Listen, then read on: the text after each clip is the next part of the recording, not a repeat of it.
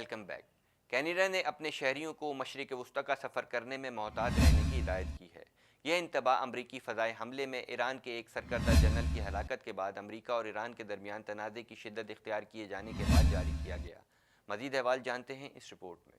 Canada کی حکومت کی ٹریول ایڈوائزری سروس نے ایک ٹویٹر میں کہا ہے کہ خطے میں حملوں کے خطرات بڑھنے کے پیش نظر متعدد مقامات کے لیے سیکیورٹی ایڈوائزر کو اپ ڈیٹ کیا گیا ہے۔ خلیج میں اس وقت کشیدگی بڑھ گئی جب امریکہ کے صدر ٹرمپ کے حکم پر امریکی ڈرون حملے میں ایران کے سپاہ پاسداران انقلاب اسلامی کے القدس فورس کے کمانڈر قاسم سلیمانی اور عراقی پیراملٹری اشد شاہی کے ڈپٹی چیف ابو مہدی المہندس مارے گئے۔ کینیڈین حکام کا کہنا ہے کہ مشرق وسطی کے ممالک میں کینیڈین افراد کو شدید خطرات لاحق ہیں اور وہاں پہلے سے موجود کینیڈین شہریوں کو نکلنا چاہیے۔ کینیڈا نے کہا کہ متحدہ عرب امارات، بحرین اور کویت کا سفر کرنے والے شہریوں کو انتہائی محتاط رہنا چاہیے۔ تازہ ترین ٹی وی پروگرامز اور بریکنگ نیوز دیکھنے کے لیے ابھی سبسکرائب کیجیے ہمارا چینل TNNLive.tv۔ کنزرویٹو پارٹی نے پارٹی کے نئے رہنما کا چناؤ جون کے آخر میں عمل میں لانے کا اعلان کیا ہے۔ پارٹی کے موجودہ رہنما اینڈریو شیر نے الیکشن کے بعد مستعفی ہونے کا اعلان کیا تھا۔ مزید جانتے ہیں اس رپورٹ میں۔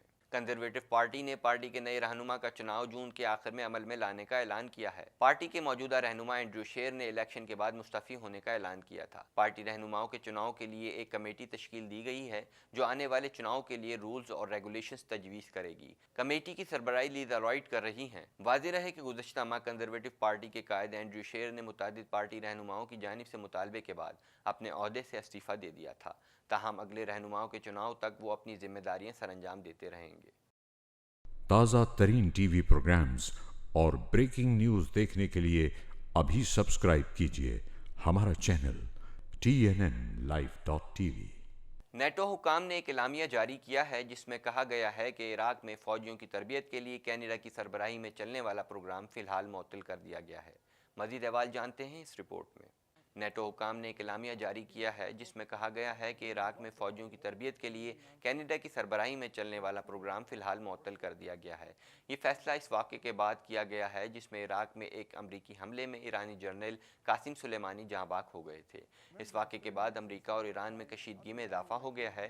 نیٹو ترجمان کی جانب سے کہا گیا ہے کہ ہم اپنے اہلکاروں کی سیکیورٹی کو ترجیح دیتے ہیں جبکہ اس سلسلے میں تمام ضروری اقدامات اٹھائے جائیں گے۔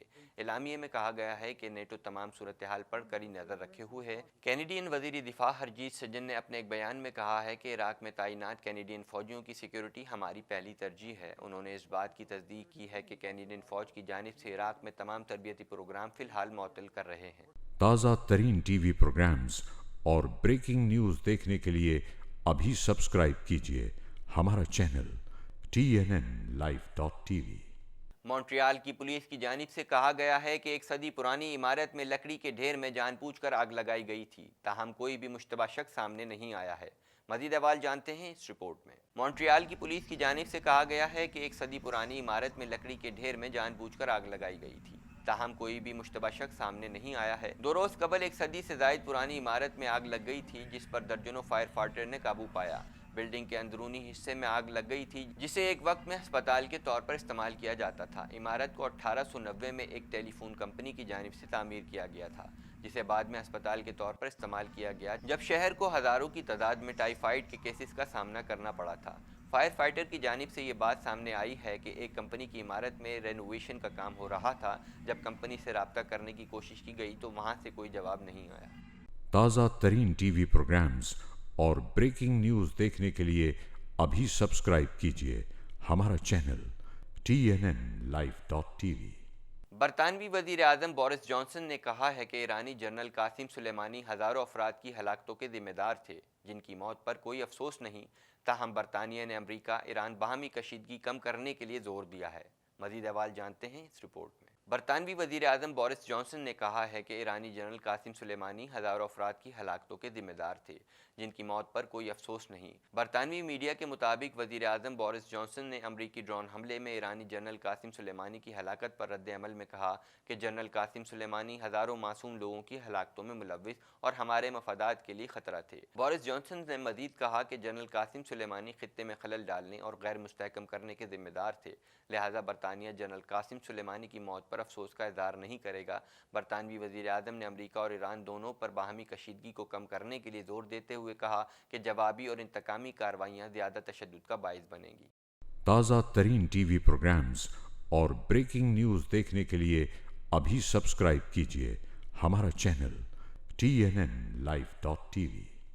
امریکی صدر ڈونلڈ ٹرمپ نے انتباہ دیا ہے کہ امریکی فوج کو نکالنے پر مجبور کیا گیا تو عراق میں سخت پابندیاں عائد کر دیں گے، جبکہ ایران نے امریکی مفادات پر حملے کیے تو اسے سخت جواب دیا جائے گا۔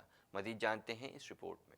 غیر ملکی میڈیا کے مطابق عراقی پارلیمنٹ نے ملک سے امریکہ سمیت تمام غیر ملکی افواج کے انخلاء اور سیکیورٹی معاہدہ ختم کرنے کی قرارداد منظور کی ہے، تاہم عراقی حکومت نے تاحال اس کی منظوری نہیں دی۔ صدر ڈونلڈ ٹرمپ نے اس معاملے پر رد عمل ظاہر کرتے ہوئے کہا ہے کہ امریکی فوج کو نکلنے پر مجبور کیا گیا تو عراق میں سخت پابندیاں لگائیں گے۔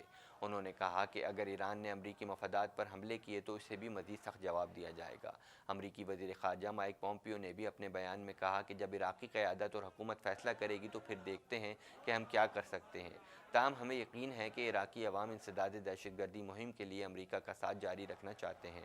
امریکی محکمہ خارجہ کی ترجمان مورگن اورٹیگس نے کہا کہ عراقی پارلیمنٹ کے فیصلے پر مایوسی ہوئی، قرارداد کے اثرات اور اس کی قانونی نوعیت پر مزید وضاحت کا انتظار ہے۔ عراقی رہنما داعش کی شکست کے لیے اپنی سوچ پر نظر ثانی کریں۔ تازہ ترین ٹی وی پروگرامز اور بریکنگ نیوز دیکھنے کے لیے ابھی سبسکرائب کیجیے ہمارا چینل TNNLive.tv۔ جنرل قاسم سلیمانی کی ڈرون حملے میں ہلاکت کے بعد ایران نے امریکی صدر ڈونلڈ ٹرمپ کی سر کی قیمت $80 ملین مقرر کر دی۔ مزید احوال جانتے ہیں اس رپورٹ میں۔ برطانوی میڈیا کا کہنا ہے کہ ایران نے ڈونلڈ ٹرمپ کے سر کی قیمت مقرر کر دی ہے۔ رپورٹس کے مطابق ایرانی حکام کا کہنا ہے کہ جو بھی امریکی صدر ڈونلڈ ٹرمپ کو قتل کرے گا اسے حکومت کی جانب سے $80 ملین کا انعام دیا جائے گا۔ دوسری طرف مقتول جنرل قاسم سلیمانی کی نماز جنازہ تہران میں ادا کر دی گئی۔ جنازے میں ایرانی صدر حسن روحانی اور ایران کے سپریم لیڈر آیت اللہ خامنائی نے بھی شرکت کی۔ جنرل سلیمانی کے نماز جنازہ میں ہزاروں افراد شریک ہوئے۔ خیال رہے کہ ایران نے 2015 کا جوہری معاہدہ منسوخ کر کے یورینیم کی افزودگی جاری رکھنے کا اعلان کر دیا ہے۔ تہران نے واضح کیا ہے کہ امریکہ نے جنگ میں پہل کی ہے، اب اسے جواب کے لیے تیار رہنا ہوگا۔ ڈونلڈ ٹرمپ کو عالمی قوانین کا علم ہے، نہ اقوام متحدہ کی قراردادوں کی سمجھ۔ امریکیوں کو برابر کی چوٹ لگنے سے ہی جنگ کا دور ختم ہوگا۔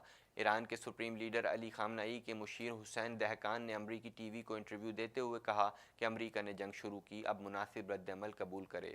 امریکی حملے کے جواب میں فوجی اہداف کو نشانہ بنائیں گے۔ امریکیوں کو اسی شدت کی ضرب لگنے ہی سے جنگ کا یہ دور ختم ہوگا۔ تازہ ترین ٹی وی پروگرامز اور بریکنگ نیوز دیکھنے کے لیے ابھی سبسکرائب کیجیے ہمارا چینل TNNLive.tv۔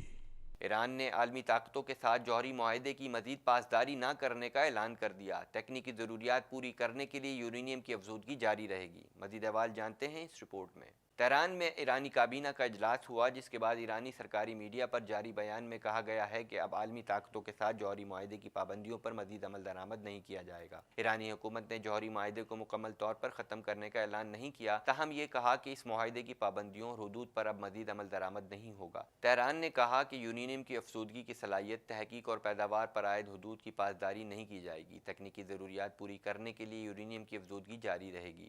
ایران نے مزید کہا کہ اقوام متحدہ کی بین الاقوامی جوہری توانائی ایجنسی کے ساتھ تعاون جاری رکھا جائے گا اور معاہدے کے ثمرات سے فائدہ حاصل کرنے کے بعد اپنی ذمہ داری پوری کرنے کو تیار ہیں۔ ایران نے 2015 میں امریکہ، برطانیہ، چین، فرانس، جرمنی اور روس کے ساتھ جوہری معاہدہ کیا تھا، جس کے تحت ایران نے اپنی جوہری سرگرمیاں محدود کر دی تھی، جس کے بدلے اس پر عائد معاشی پابندیاں ختم کی گئی تھیں۔ تازہ ترین ٹی وی پروگرامز اور بریکنگ نیوز دیکھنے کے لیے ابھی سبسکرائب کیجیے ہمارا چینل TNNLive.tv۔ فی الوقت کے لیے اتنا ہی۔ مزید خبروں اور اپڈیٹس کے لیے دیکھتے رہیے TNN TV۔